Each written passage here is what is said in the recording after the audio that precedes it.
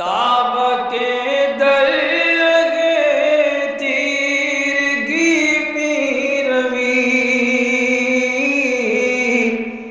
بہر توبہ درائے شباب غوی بشنو از گوش دل مثنوی مانوی در رہے صدق برتا مسمم شوی بشنو از گوش دل مثنوی مانوی در رہے صدق برتا مسمم شوی۔ بسم اللہ الرحمن الرحیم، الحمدللہ رب العالمین، والصلاة والسلام علی سیدنا و مولانا محمد سید الانبیاء والمرسلین وعلی آلہ و اصحابہ اجمعین، اما بعد۔ گزشتہ کے درس میں آغاز اور انجام کو دیکھنے کے حوالے سے کام کی باتیں کہی گئی تھی کہ عقل مند آدمی انجام کو دیکھ کر آغاز کرتا ہے اور کم عقل آدمی صرف آغاز کو دیکھتا ہے، انجام کی فکر نہیں کرتا۔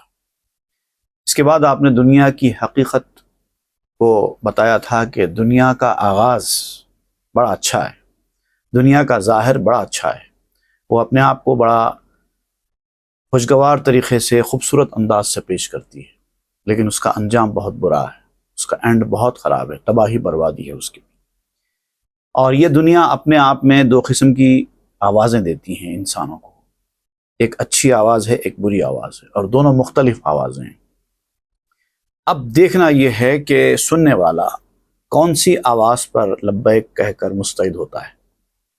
اب وہ دو کیسی آوازیں ہیں اور اس کے پیچھے جانے والے کون ہوتے ہیں، کون آدمی کون سی آواز کے پیچھے جاتا ہے اور اس کی حقیقت کیا ہے، وہ آج ہم پڑھیں گے۔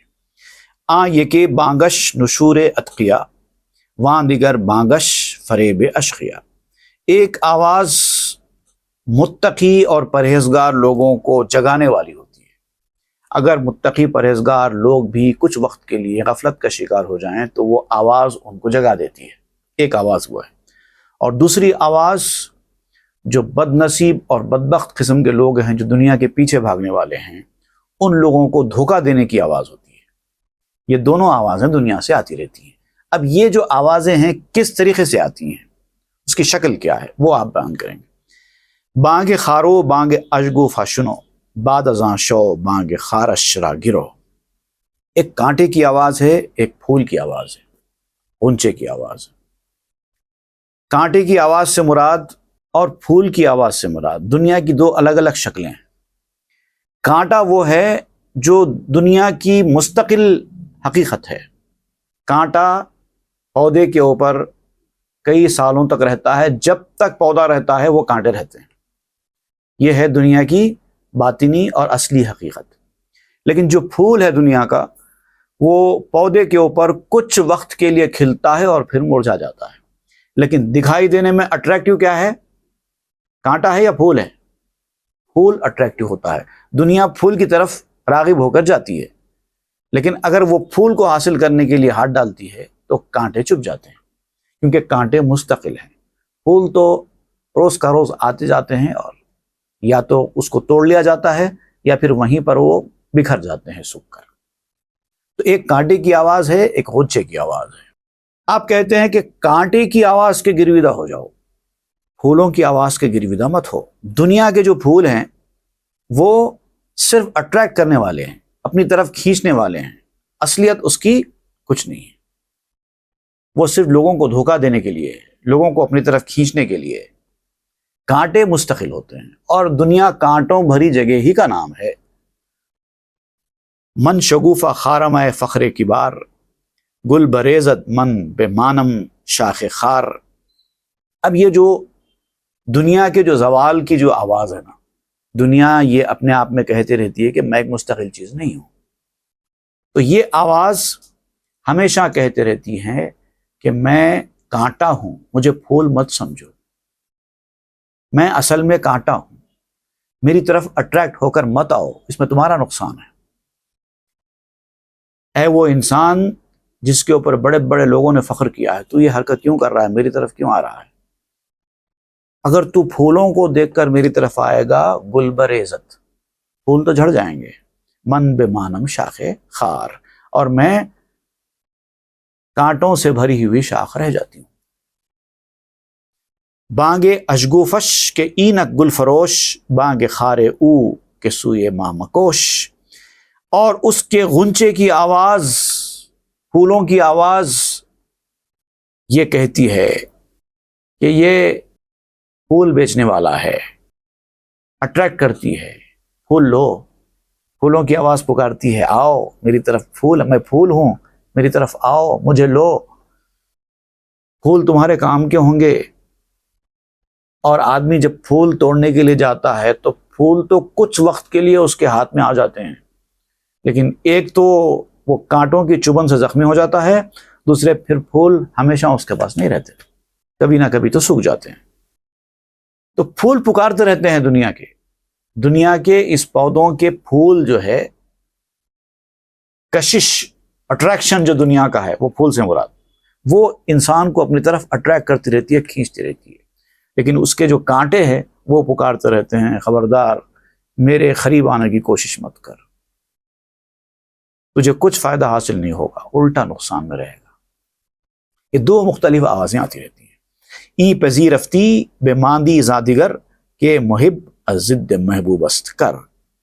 اب ہوتا کیا ہے، ابتدائی زندگی میں انسان کی عقل چونکہ کچی ہوتی ہے نا، پختہ نہیں ہوتی، تو جب وہ پہلی بار پھولوں کو دیکھتا ہے تو پھولوں کی طرف اٹریکٹ ہو جاتا ہے۔ ابتدائی زندگی میں جب ابھی وہ تربیت کے مرحلوں سے نہیں گزرا ہے، وہ پھولوں کی طرف اٹریکٹ ہو جاتا ہے۔ تو جیسے ہی پھولوں کی طرف اٹریکٹ ہو گیا، پودے کے قریب چلے گیا، کانٹوں کی طرف سے اس کی توجہ ہٹ گئی، اس لیے کہ محب از ضد محبوب است کر، یہ ایک خاص صفت ہے انسان کی، کہ انسان جب کسی کا عاشق ہو جاتا ہے، جب کسی کو اپنے دل میں بٹھا لیتا ہے، تو جو اس کا مخالف ہو جاتا ہے وہ مخالف آدمی کی بات سے بھرا ہو جاتا ہے۔ اپنے محبوب کی مخالفت کرنے والے کی بات اس کے کان کے اندر نہیں جاتی، اس پر وہ اہمیت ہی نہیں دیتا۔ یہ انسان کی ایک صفت ہے۔ اب ہوتا کیا ہے، ابتدا میں دنیا انسان کو اپنی طرف راغب کرتی ہے، اور وہ اس کی نیرنگیوں اور اس کی خوبصورتیوں کو دیکھ کر اس کا گرویدہ ہو جاتا ہے۔ تو اب اس کے خلاف جب اس سے بات کہی جاتی ہے کہ ایسا مت کر، وہ نہیں مانتا، کیونکہ وہ اب بہرا ہو گیا ہے۔ محبت میں دنیا کی اتنا بہرا ہو جاتا ہے کہ اب دنیا کو چھوڑنے، دنیا سے کنارہ کش کر لینے والی بات اس کو سمجھ میں نہیں آتی، وہ سننا ہی نہیں چاہتا۔ آن یکے بانگ این کے اینک حاضرم، بانگ دیگر بن گرندر آخرم۔ ایک آواز دنیا کی یہ کہتی ہے کہ یہ میرا حال ہے، میرا پریزنٹ ہے، میرے پریزنٹ کو دیکھو، تم پاسٹ اور فیوچر کو دیکھنا چھوڑو، آج تم کو کیا مل رہا ہے وہ دیکھو، آج انجوائے کرو، آج مزے کرو، کل کا کس کو پتا، کل کے لیے آج کو کیوں برباد کر رہے ہو۔ یہ کہتی ہے ایک آواز، اور دوسری آواز کہتی ہے کہ انجام کو دیکھو، آج تو کیسے بھی گزر جائے گا، رزلٹ کیا ہونے والا ہے وہ دیکھو، یہ دوسری آواز ہوتی ہے۔ اب آپ کون سی آواز پر لبیک کہیں گے، کون سی آواز کو اہمیت دیں گے، وہ حساب سے آپ کا انجام ہوگا۔ حاضری یم ہست چو مکرو کمین، نقش آخر زائن اول ببین۔ اب میری موجودہ حالت جو ہے، دنیا کہتی ہے کہ اس وقت میری جو حالت ہے وہ دھوکہ، مکر، فریب اور گھات، یہ گائل اور ایمبش، یہ دو ہے میری موجودہ حالت۔ ایک تو میں دھوکہ دیتی ہوں، جو میں اصلی ہوں وہ دکھائی نہیں دیتی، میرا کچھ اور روپ دکھاتی ہوں، ایک دھوکہ ہو گیا۔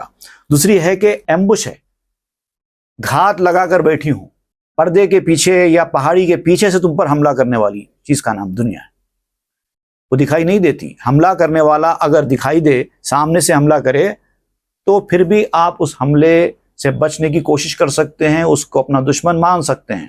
دنیا کیا کرتی ہے، اپنے آپ کو آپ کا ہمدرد ظاہر کرتی ہے، اور گھات لگا کر، کمین کہتے ہیں پیچھے سے اٹیک کرنا، چھپ کر اٹیک کرنا، وہ کرتی ہے دنیا، یہ دنیا کی حقیقت ہے۔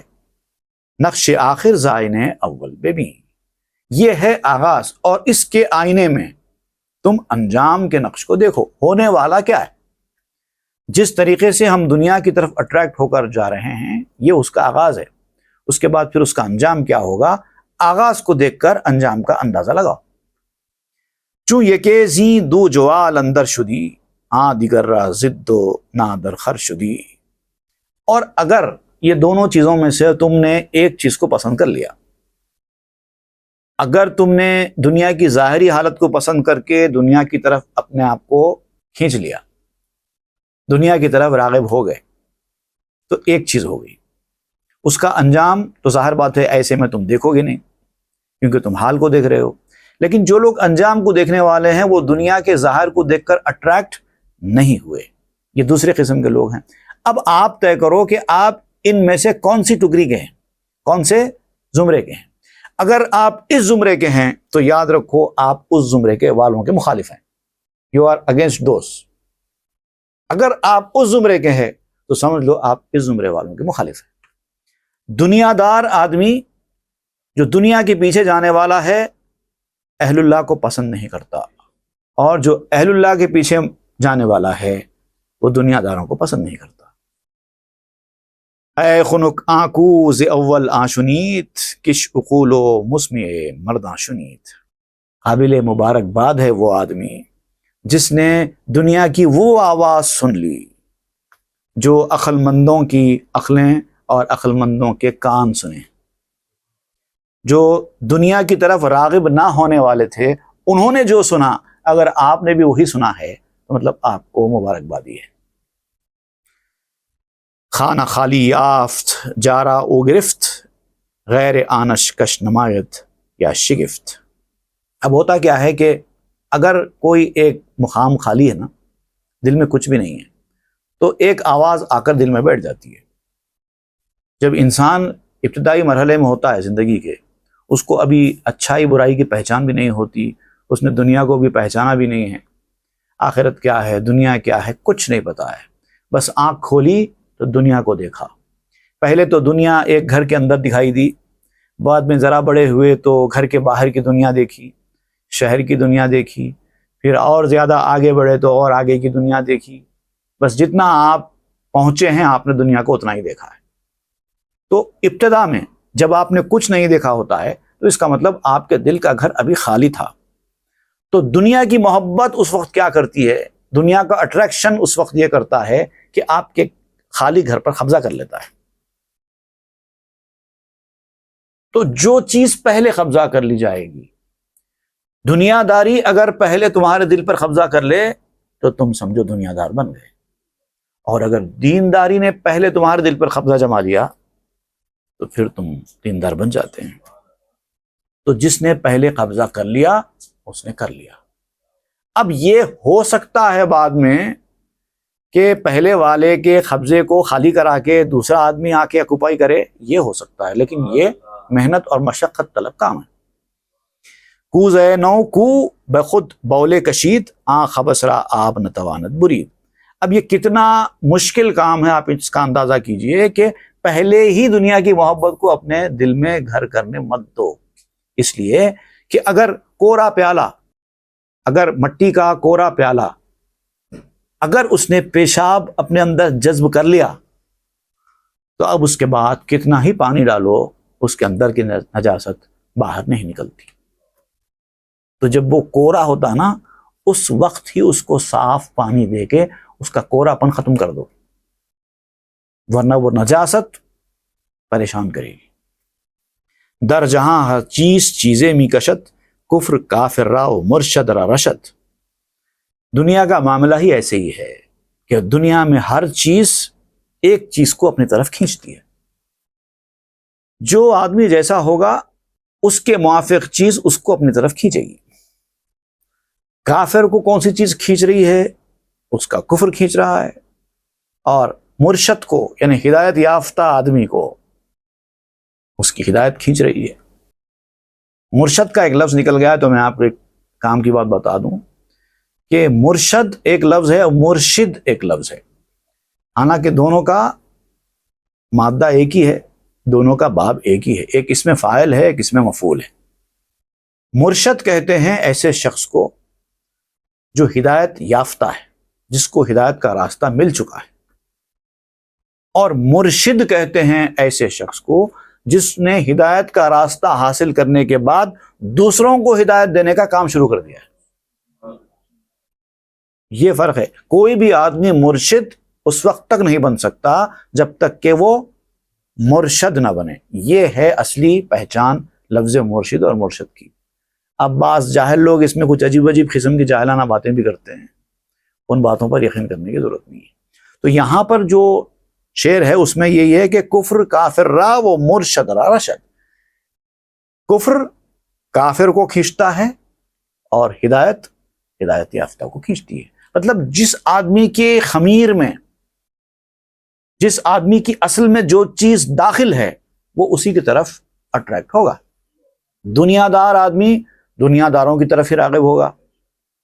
دنیا کے پیچھے بھاگنے والا آدمی، دنیا میں جنہوں نے بڑا مقام کمایا ہے، جنہوں نے نام کمایا ہے، جنہوں نے شہرت حاصل کی ہے، جنہوں نے کمال کیے ہیں اپنے ہنر کے ذریعے، ان کا عاشق بنتا ہے، ان کا فین بنتا ہے۔ وہ اللہ والوں کو پسند نہیں کرتا، لیکن جو اللہ والوں کے فین بنے ہوتے ہیں وہ ایسے لوگوں کو پسند نہیں کرتے۔ تو آپ کس کو پسند کر رہے ہیں، آپ کس کے فین بن رہے ہیں، اس سے اندازہ ہوتا ہے کہ آپ کس کیٹیگری کے آدمی ہیں، اور ظاہر بات ہے پھر اس کا رزلٹ بھی ویسے ہی ہوگا۔ حدیث شریف میں بھی آیا ہے المرء مع من احب انک مع من احببت۔ جو آدمی جس کو چاہتا ہے قیامت میں اس کا حشر بھی اسی کے ساتھ ہونے والا ہے۔ تو سوچ سمجھ کر کسی کے فین بنیے۔ کہ روا ہم ہست و مقناطیس ہست تا تو آہن یا کہیں آئی بشست۔ دیکھیے ایک چیز کہربا بھی ہے۔ کہربا جو ہے الیکٹریسٹی، اس کے اندر بھی ایک خاص قسم کی کشش ہوتی ہے، ہر چیز کو اپنی طرف کھینچتی ہے۔ اور ایک مقناطیس بھی ہے، میگنیٹ بھی ہے، وہ بھی ہر چیز کو اپنی طرف کھینچتی ہے۔ دونوں کے کششوں میں فرق کیا ہے؟ آپ یہاں پر بتا رہے ہیں کہ جو الیکٹریسٹی کی جو کشش ہے وہ پرماننٹ نہیں ہے۔ جب تک ان وائروں کے اندر الیکٹریسٹی پاس ہوتی رہے گی وہ کشش رہے گی۔ جیسے ہی الیکٹریسٹی کا پاور بند ہو جائے وہ کشش بھی ختم ہو جاتی ہے۔ لیکن میگنیٹ کی جو کشش ہے وہ اس کی پرماننٹ کشش ہے۔ لیکن مسئلہ کیا ہے کہ جو چھوٹے گھاس پھوس ہوتے نا، ہلکے پھلکے کم وقت کی چیزیں، کچرا پارٹی آپ اس کو کہہ سکتے ہیں، یہ الیکٹریسٹی کی طرف اٹریکٹ ہوں گے، الیکٹریسٹی ان کو کھینچے گی۔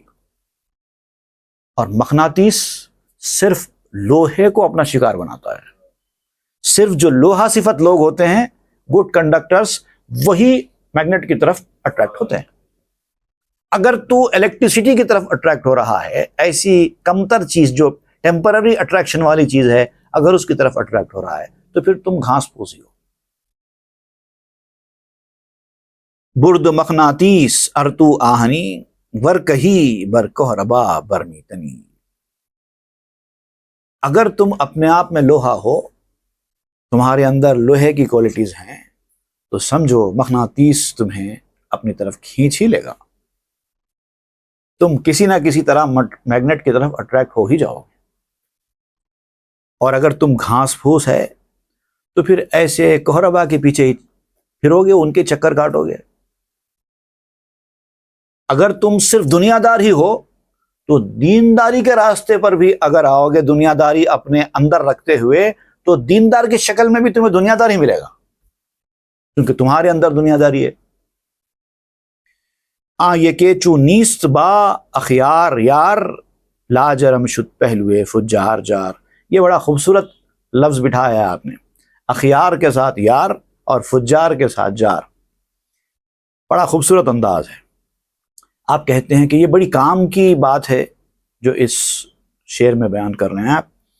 جو شخص نیکوں کا دوست نہیں ہے، اچھے لوگوں کا ساتھی نہیں ہے، اچھے لوگوں کی طرف اٹریکٹ ہونے والا نہیں ہے، اچھے لوگوں کی صحبت میں رہنا اس کو پسند نہیں ہے، وہ لا محالہ بروں کا ہم نشین بنے گا ہی بنے گا۔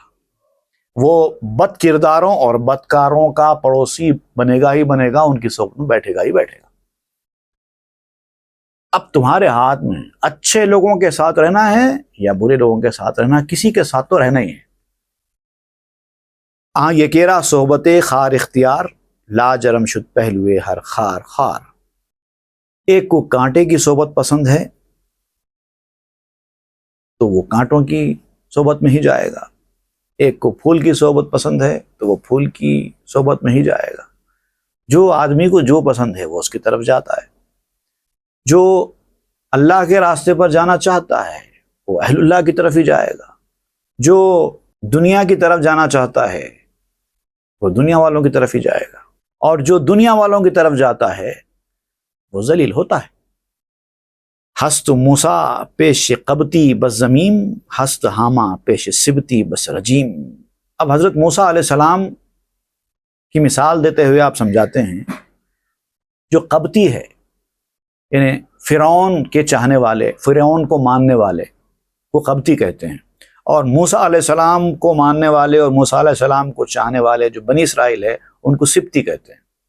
اب آپ یہاں کہتے ہیں جو قبطی ہے ان لوگوں کے نزدیک موسیٰ علیہ السلام برے، اور جو سبتی ہے ان کے نزدیک حامان برا ہے۔ یہ ہے انسانی فطرت۔ دو مخالف چیزیں جب ایک ساتھ سامنے آ جاتی ہیں تو آپ کا معاملہ بھی یہی ہو جاتا ہے۔ اگر آپ نے ان کو پسند کر لیا تو لامحالہ آپ ان کو ناپسند کریں گے، اگر آپ نے ان کو پسند کر لیا تو پھر لامحالہ آپ ان کو ناپسند کریں گے، کیونکہ دونوں ایک دوسرے کی ضد ہیں۔ جان حاما جاذب قبطی شدہ، جان موسیٰ جاذب سبتی شدہ۔ جو حامان اور فرعون کی جان ہے وہ قبطیوں کو کھینچنے والی بنی، جتنے قبطی تھے وہ حامان اور فرعون کے پیچھے چلے گئے، اور جتنے سبتی تھے وہ موسیٰ علیہ السلام کے پیچھے چلے گئے۔ جن کے مزاج میں، جن کی فطرت میں جو تھا وہ ان کی طرف اٹریکٹ ہو گئے۔ میدہ خر کہہ کشد در اجتذاب، میدہ آدم جذوب گندماب۔ اب رزلٹ بھی کیسا ہوتا ہے آپ دیکھیے، آپ کہہ رہے ہیں کہ گدھا بھی دودھ پیتا ہے، آدمی بھی دودھ پیتا ہے۔ گدھا بھی ایک چیز کھاتا ہے، آدمی بھی ایک چیز کھاتا ہے، لیکن دونوں کے دودھ پینے اور کھانے میں کتنا بڑا فرق ہوتا ہے آپ سمجھا رہے ہیں۔ گدھا گھاس کی طرف ہی اٹریکٹ ہوگا کیونکہ وہ گھاس ہی اس کے پیٹ میں ہضم ہو سکتی ہے، گوشت تھوڑی کھائے گا گدھا، کیونکہ وہ گدھا ٹھہرا، نہ گوشت کھائے گا نہ فروٹ کھائے گا، وہ تو گھاس پھوس کی طرف ہی جائے گا کیونکہ ٹھہرا گدھا۔ لیکن جو آدمی ہے، آدم کی اولاد ہے، وہ تو گیہوں کی طرف راغب ہوگا، پانی کی طرف راغب ہوگا، فروٹس کی طرف راغب ہوگا، اچھی اچھی چیزوں کی طرف راغب ہوگا۔ جس کا پیٹ جیسا بنا ہے وہ ویسے ہی طرف راغب ہو رہا ہے۔ گر تو نشناسی کسیرا الظلام، بن کرورا کوش سازی دست امام۔ یہی بات انگریزی میں بھی کہی جاتی ہے، A man is known by the company he keeps۔ آدمی کی پہچان ایسی ہوتی ہے کہ وہ کس کے ساتھ زیادہ اٹھتا بیٹھتا ہے، کس کی صحبت اس کو زیادہ پسند آتی ہے، اس سے اس کی پہچان ہوتی ہے یہ آدمی کیسا ہوگا۔ اگر کسی آدمی کو آپ نہ پہچان سکیں کہ وہ کیسا آدمی ہے، آپ کہتے ہیں کہ گر تو نشناسی کسیرا الظلام، اندھیرے کی وجہ سے، یعنی اپنی آنکھوں کے اندھیرے کی وجہ سے، اپنی معلومات کے اندھیرے کی وجہ سے، یا قیافہ شناسی کی جو ایک عادت ہوتی ہے کسی کو دیکھ کر پہچان لینا کہ کون سا آدمی کیسا ہے، وہ اگر چیز آپ کے اندر نہیں ہے تو آپ کسی آدمی کو نہیں پہچان پا رہے ہیں کہ یہ اچھا آدمی ہے یا خراب آدمی ہے، تو یہ اندھیرا ہے، نہ پہچان پانے کا اندھیرا۔ آپ اس کو دیکھ رہے ہیں لیکن آپ اس کو نہیں پہچان پا رہے ہیں کہ یہ اچھا آدمی ہے یا برا آدمی ہے، تو گویا کہ یہ آپ کا اندھیرا ہے۔ اگر تو اس اندھیرے کی وجہ سے کسی کو نہیں پہچانے تو ایک بہت آسان طریقہ اس کا یہ ہے کہ یہ دیکھ لے کہ اس آدمی نے اپنا پیشوا، اپنا لیڈر کس کو بنا رکھا ہے، وہ کیسا ہے، یہ کس کو فالو کرتا ہے، کس کی باتیں سنتا ہے، کس کے پاس زیادہ اٹھتا بیٹھتا ہے، وہ دیکھو، اس حساب سے اس آدمی کا بھی فیصلہ کر دینا کہ یہ کیسا ہوگا۔ زاں کی ہر کرا پے مادر روت، تا بداں جنسیتش پیدا شوت۔ کیونکہ ہر جانور کا بچہ اپنی ماں کے پیچھے ہی چلتا ہے۔ اور اسی سے اس کی جنسیت ظاہر ہوتی ہے کہ وہ کیسا ہے، اس کی اصل کیا ہے، اس کا خمیر کیسا ہے، یہ کون سی بریڈ کا ہے، اسی سے اندازہ ہوتا ہے۔ آد میرا شیر از سینہ رسد، شیر خر از نیم زیری نہ رسد۔ اور پھر جیسا کہ میں نے بتایا ابھی کہ گدھے کے دودھ پینے کا اور انسان کے دودھ پینے کا مقام بھی اللہ تعالیٰ نے کیسا کیسا رکھا ہے۔ آدمی کو جو دودھ ملتا ہے، آدمی کے بچے کو جو دودھ ملتا ہے پیٹ کے اوپر سے ملتا ہے، پیٹ کا جو حصہ ہے اس کے اوپر سے ملتا ہے، سینے سے ملتا ہے، اور گدھے کا بچہ جو دودھ پیتا ہے اس کو جو دودھ ملتا ہے وہ پیٹ کے نچلے حصے سے ملتا ہے۔ اس سے آپ اندازہ کر سکتے ہیں کہ آدمی اور گدھے میں جو فرق ہے وہ یہاں پر بتایا جا رہا ہے، کس کو کیا عزت مل رہی ہے۔ اس کے بعد مولانا روم جو بات بیان کریں گے کہ جو اللہ کے راستے پر آ جاتا ہے تو اللہ کا نور اس کے ساتھ جو معاملہ کرتا ہے تو عام لوگوں سے اس کا معاملہ کیسے مختلف ہوتا ہے، اس کے بارے میں بڑی کام کی بات بیان کریں گے، وہ انشاءاللہ ہم آئندہ کے ایپیسوڈ میں پڑھیں گے۔ وصلی اللہ تعالی علی خیر سیدنا محمد وآلہ وصحبہ اجمعین والحمد للہ رب العالمین۔ تاب کے در لگے تیرگی میں روی، بہر توبہ درائے شباب غوی، بشنو از گوش دل مثنوی معنوی، در لہے صدق برتا مسمم شوی، بشنو از گوش دل مثنوی معنوی، در لہے